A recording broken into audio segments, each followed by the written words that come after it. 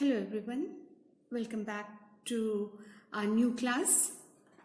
In the previous class, we have started a new chapter, the climate of India. Okay, actually this chapter is very interesting and same time it's important because we have observed a number of questions used to come from this chapter in different competitive examination, including the civil service.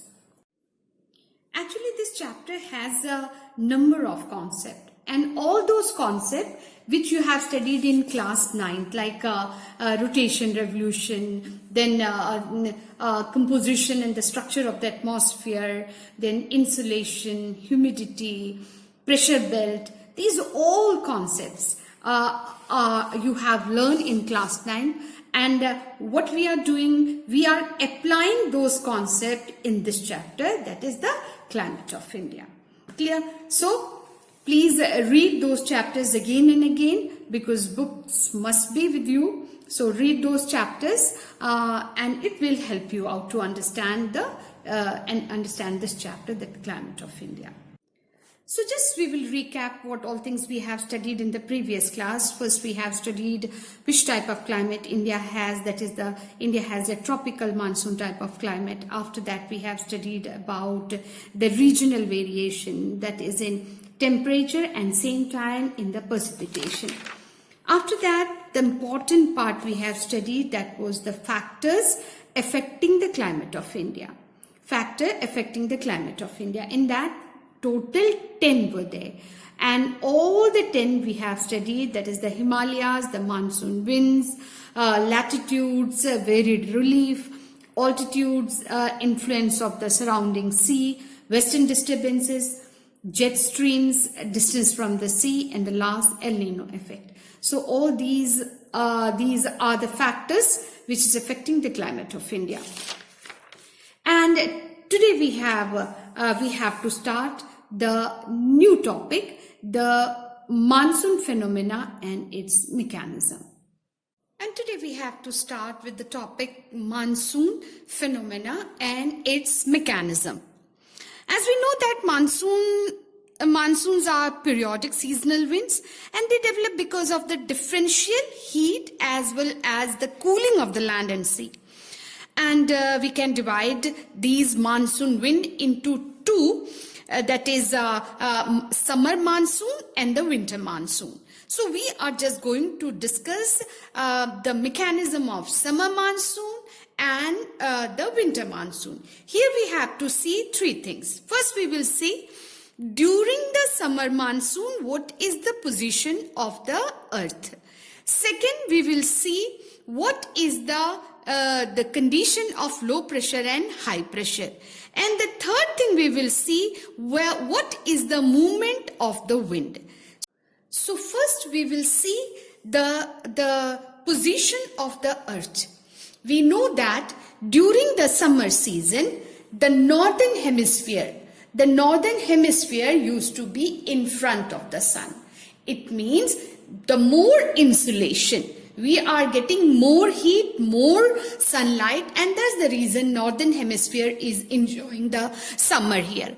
But opposite of it, southern hemisphere is away from the sun, and that's the reason they are enjoying the winter, because they are not getting vertical but the slanting sunlight. And that's the reason slanting sunlight gives less heat and the southern hemisphere is enjoying the winter there. Due to the position of the earth, land gets heated more than the sea. As we know that land is made up of rocks and rocks are bad conductor of heat, and water is a good conductor of heat. So it makes the whole water warm and it takes time for that. So as soon as the northern hemisphere tilted toward the sun, right, the land gets heated and develops the low pressure zone, right? And over the adjoining sea, the air is comparatively cool and the high pressure develops there. And we know that the movement of the wind used to be from high pressure to low pressure. So winds start blowing from sea to land, and this is known as summer monsoon. So when the intense heat develop a low pressure zone here, clear, and over the Indian Ocean, high pressure, clear, over the Indian Ocean, high pressure area develops. And the movement of the wind start blowing from Indian Ocean northward. Very important it is, it start moving towards north or northwestward into Asia. But as soon as these winds cross the equator, it turns to right. Why it is?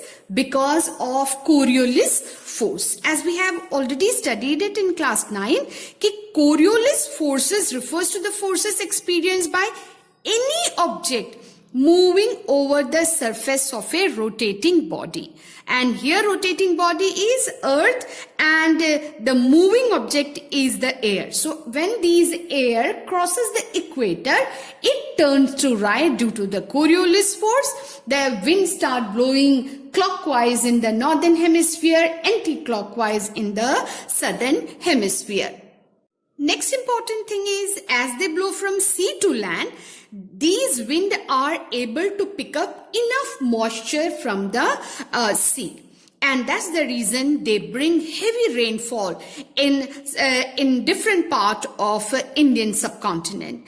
And these summer monsoon winds blow from southwest. As they enter, it enters India from southwest direction, and that's the reason we call it southwest summer monsoon. Next monsoon, that is winter monsoon. So first what we have to study, the position of the earth. Here you will be able to see northern hemisphere is away from the sun. Clear?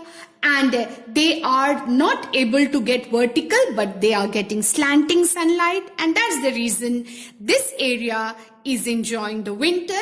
Opposite of it, southern hemisphere is toward the sun. They are getting vertical sunlight and they are able to enjoy the summer. Due to the position of the earth during winter season, the conditions are just reverse of those in summers. Now, the northern hemisphere is moved away from the sun, so naturally the temperature is low. Due to the low temperature, the high pressure zone developed here.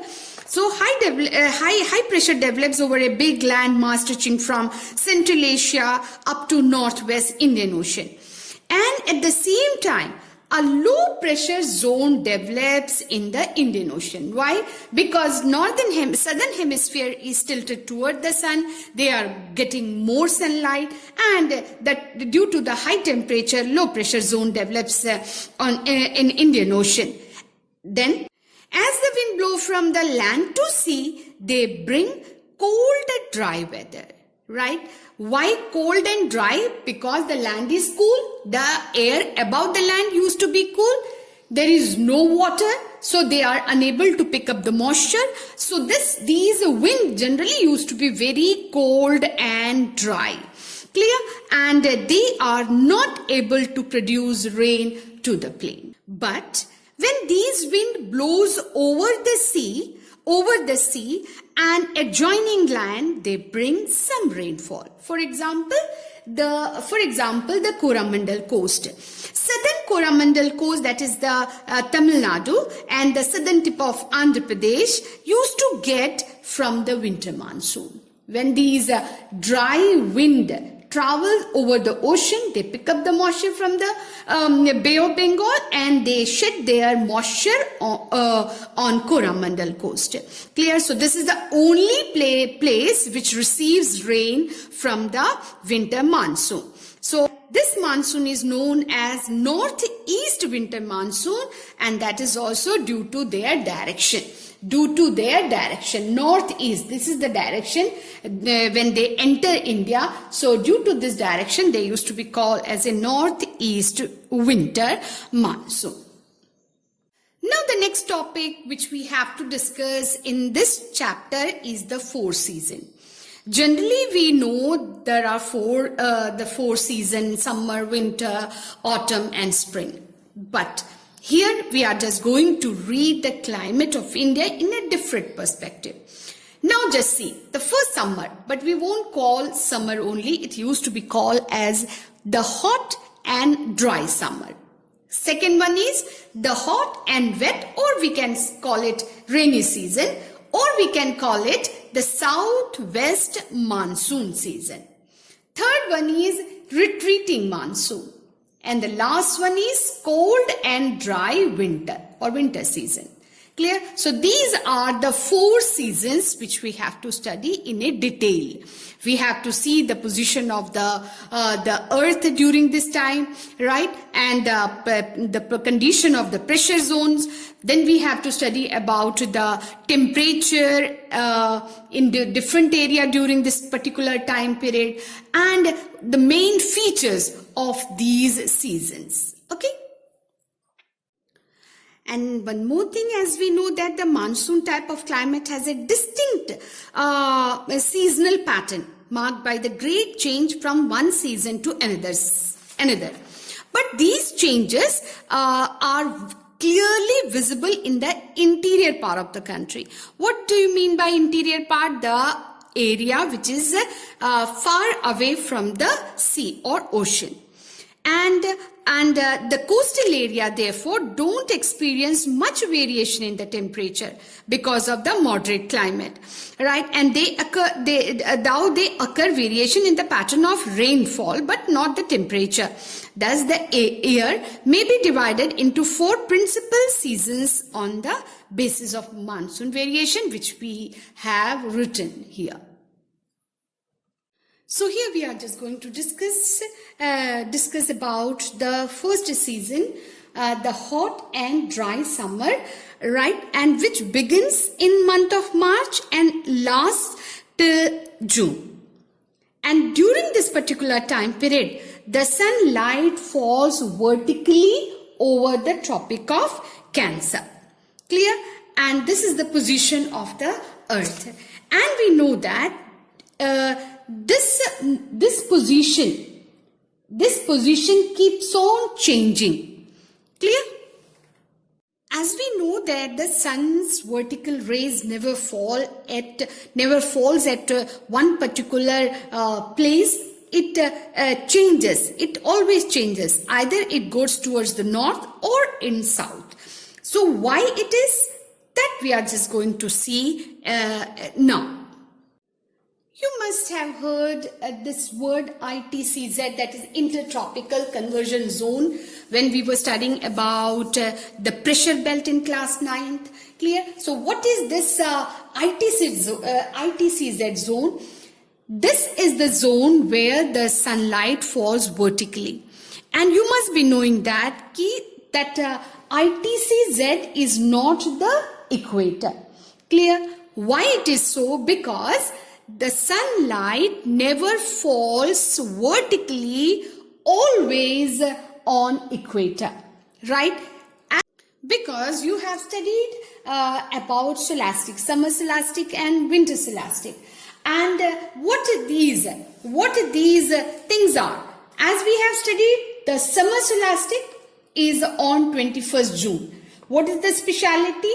The earth is in the position where the north pole is tilted toward the sun.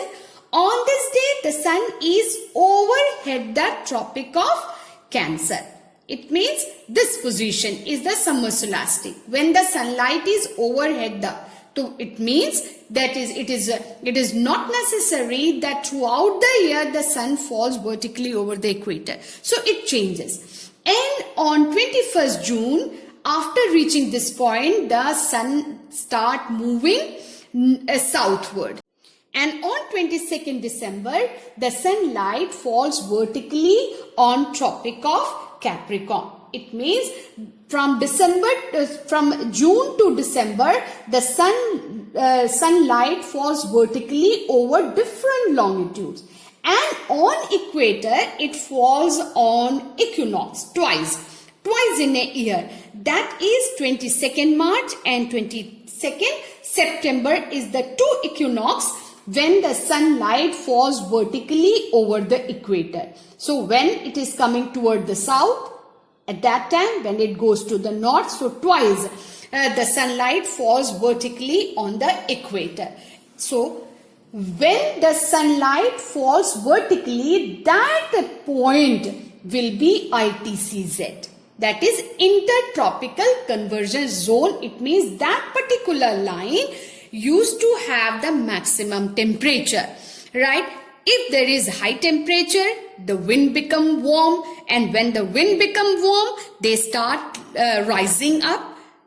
Normal laps start taking place. When they goes up, cools down, condensation, and the cloud formation, and there will be rain. So wherever there is ITCZ, there will be rain. I hope you understood. So this ITCZ keeps on shifting northward till June, that is on 21st. After that, again it starts shifting downward. So now it will be clear that due to the northward movement of the path of the sun's vertical rays, the length of the day increases. And that is the reason 21st June used to be the longest day. Clear? During the summer, it is the longest day, and 22nd onwards, the size of the day start decreasing. Size of the day gets shorter.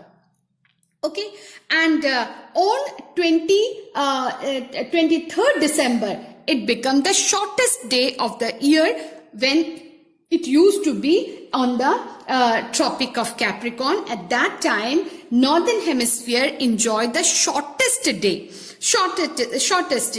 Clear?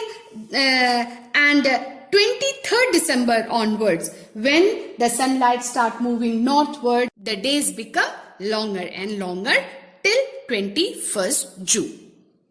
During summer, most part of India, the temperature ranges between 30 degree to 32 degree. And the highest temperature increases on the heat belt, moves further north. As we know, as the ITCZ moves northward, clear, the temperature also increases towards the north. Clear? And in the northwestern part of India, the temperature around 48 degree are not common. In this part, the temperature 48 is common, especially in Jaisalmer, in Rajasthan and all. Clear? But in south, the hot weather is not as intense as in North India. The main reason is the water bodies. Clear? The water bodies, which makes the temperature moderate due to the land breeze and sea breeze. Clear? And if you talk about, apart from the coastal area, the central part of India, that is the plateau. The plateau also used to be relatively cool, and its reason is not the moderate climate due to the land breeze, sea breeze. It is due to the elevation. It is due to the elevation.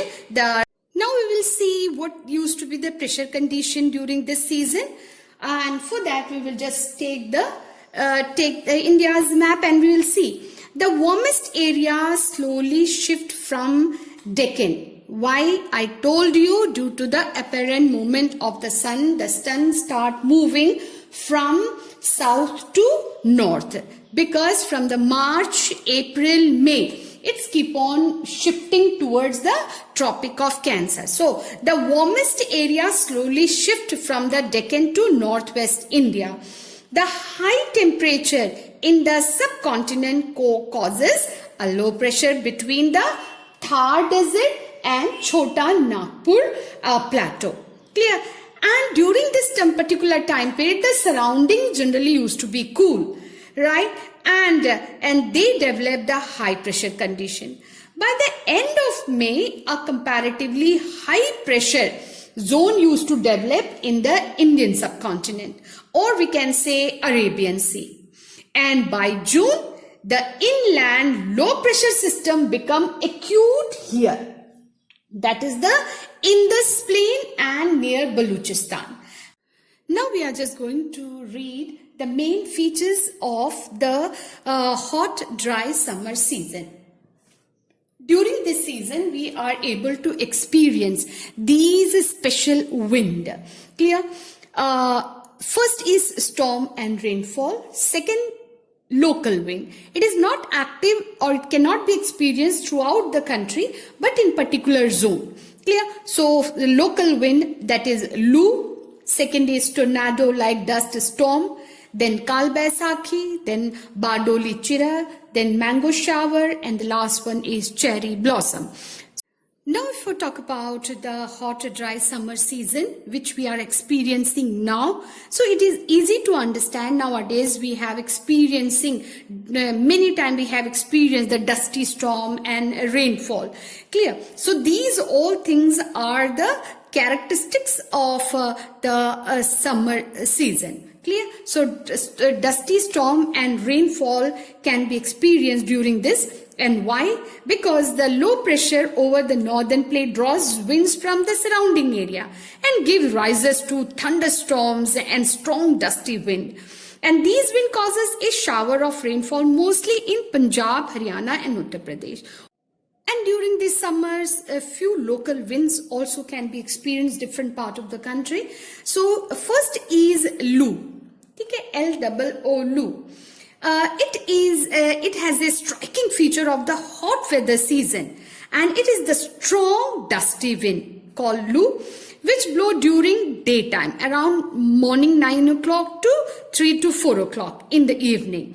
And it used to be experienced in the northern or the northwestern part of India. So this is the area where these arrows shows that these are the area where these Lu generally used to be experienced. Okay, and these winds used to travel over the land, and that's the reason don't have a moisture at all, and the temperature ranges 45 degree to 50 degree, extremely hot.